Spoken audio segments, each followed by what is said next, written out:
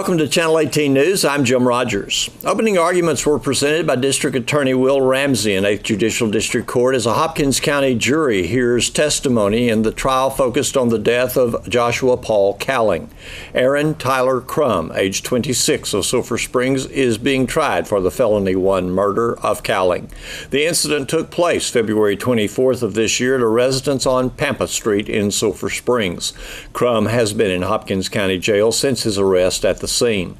Crum is represented by former District Attorney Martin Brady. Brady chose to withhold opening remarks and use the time later in the case. In his remarks, Ramsey described the events that led to the alleged murder of Cowling. He noted that Cowling's sister was present at the party and was standing only steps away from Crum when a 9mm pistol was discharged and Cowling fell dead at the scene. Ramsey said the sister called 911 as soon as the shot was fired. He noted that several had been locked out of the house and were seeking to regain entrance to retrieve personal items such as a purse or a jacket. However, Crum was not responding to knocks at the door, phone calls, or texts. Ramsey said that the sliding glass door that was locked between the patio and room where the party had been was broken. It was broken as Cowling knocked on the glass door. Cowling apologized to Crum and offered to pay for the door when the shot was fired. The first witnesses called Sulphur Springs Police Captain Eddie Moon, who presented the body cam footage from the scene, pictures from the scene, and the alleged weapon used in the incident. The court recessed at 10 a.m. and resumed testimony for the remainder of the morning. Again, a recess for lunch and testimony in the afternoon. A full report of today's activities can be found on KSSTradio.com. This is Election Day. Election returns will be reported shortly after 7 p.m. on KSST Radio, KSSTradio.com, and here on Sudden Link Cable, Channel 18. Here's Don Julian with sports. It's Coordinator Tuesday, and Wildcats offensive coordinator Matt Young discusses the Kaufman game last Friday, and he also tells us about the North Forney defense the Wildcats face this Friday in Forney.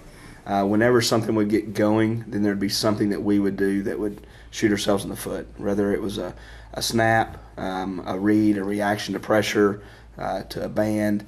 Just finding ways to keep ourselves from getting it rocking and rolling. Then once we got it rolling, we'd move the ball and we'd go.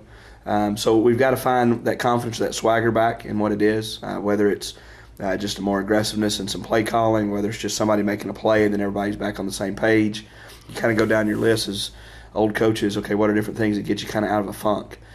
Because that's really kind of where it's at. It's not an overall poor execution of things.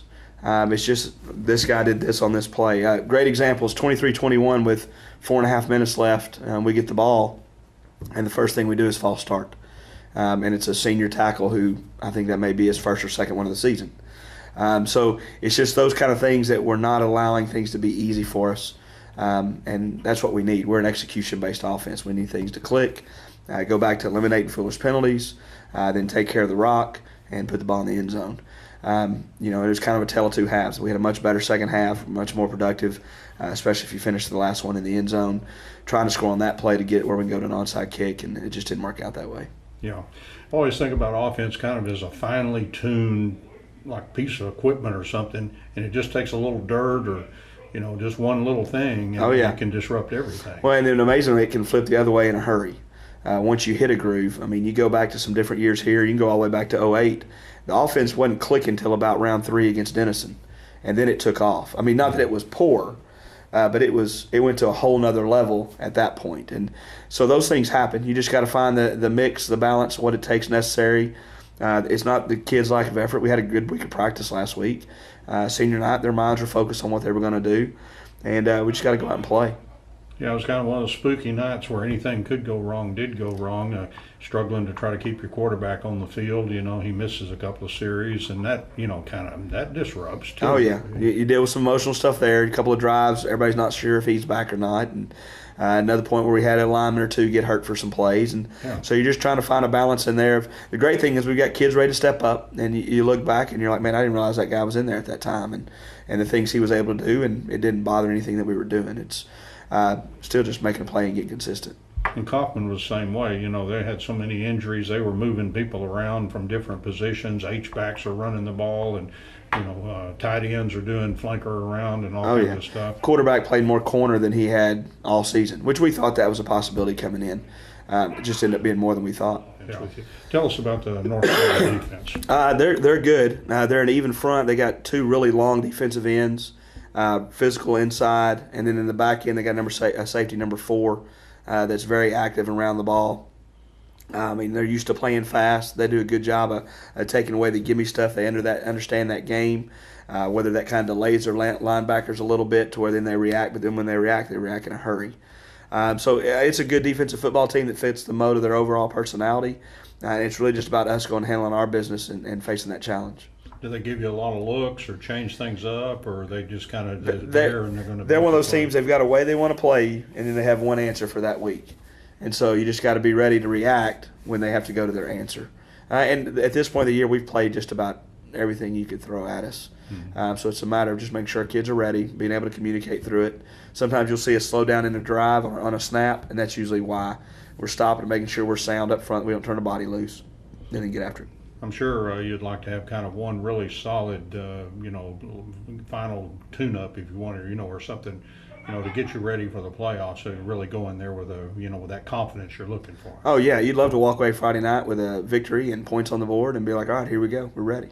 And that's our goal. But that's our goal any week. We want points on the board and a victory, and so it's just like a normal week. Let's go to work. Not rock. Wildcats defensive coordinator Alex Guerra assesses the defense against Kaufman last Friday, and he tells us about the North Forney offense the Wildcats will line up against on the road Friday. I was pleased with most of our effort. We were able to create turnovers, got a score out of them on defense. A little disappointed in the end, fourth quarter, we kind of give that late one. But overall, other than that, I thought we did a great job.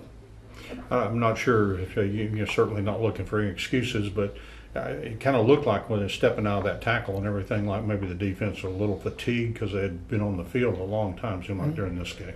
Yeah, we spent a little bit of time on the field, but like I told those guys, wherever it happens, we got to be ready to go. And whether we've been on the field a lot or not been on, our job is to play defense, and that's with the ball's on the 5 or it's on the 1, wherever it's at, we got to step up. And really, a lot of credit for that defense because, with those 3 drives in a row or 3 drives in that first half inside the 35-yard line, it could have been a big number to 0 for us. The defense kind of allowed us to stay close where we could get back in the game second half. Yeah, again, I was proud of them. They played fast. They played really violent up front, which is excellent. I thought our front guys, again, second week in a row, just really stepped up. Some good linebacker play as well. But, I was happy with their effort overall, and just got to keep working.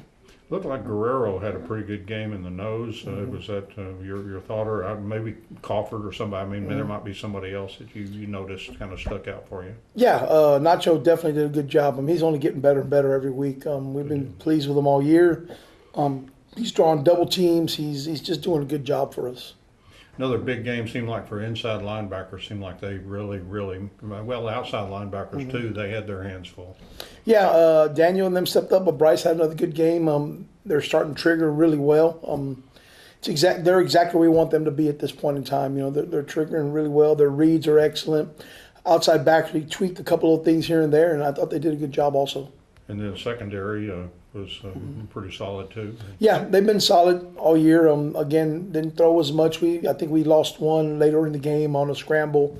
But other than that, I thought they did a pretty good job. All right.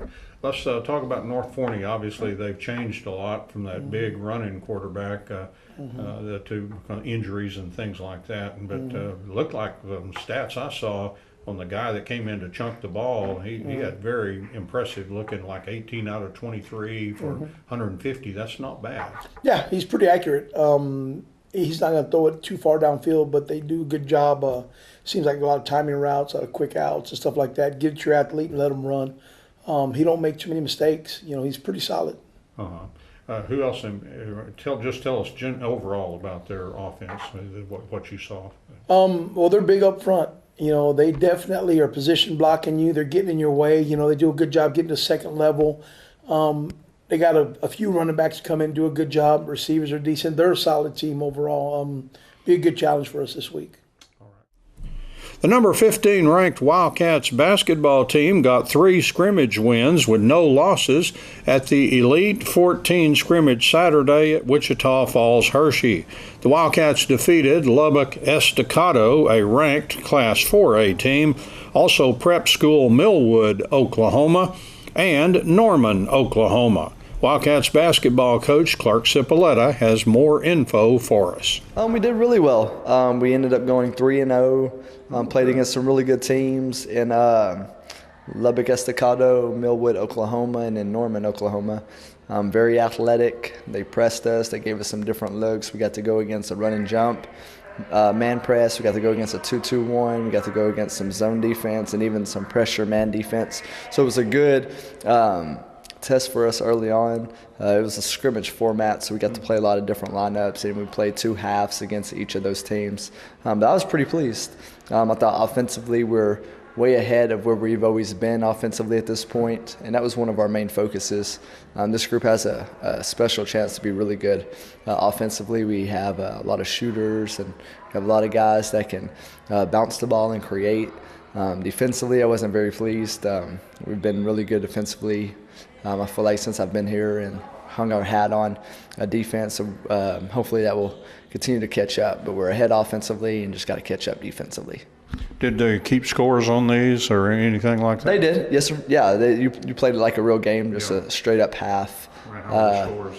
I think I'm going to tell you wrong, but I'll be kind of close. Yeah, I think we beat Lubbock Estacado like 60-37, and then I want to say Millwood was like 50-46, and then the last game, Norman was really close. It was like 53-52. We won by 1.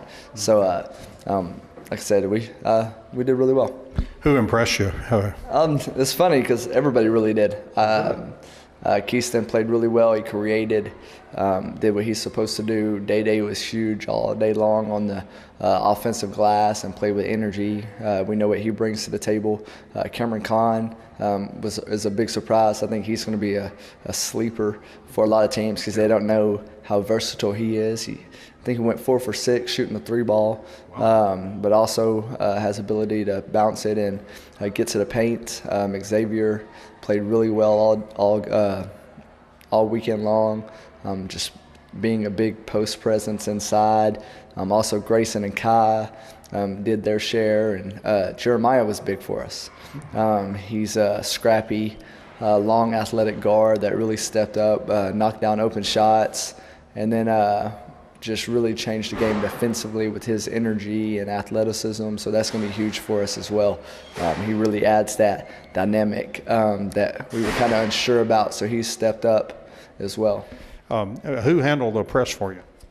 Really, it's a group. It was kind of funny because pressing's kind of always been like not our Achilles heel because we haven't had an Achilles heel, but it's what gave us most fits just because the people that we have to play to get to where we want to go, we're really athletic, and that's what they do, right?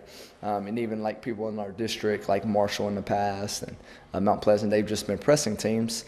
So we've really put an emphasis on handling pressure, started that from last season and kind of changed some of the stuff we do.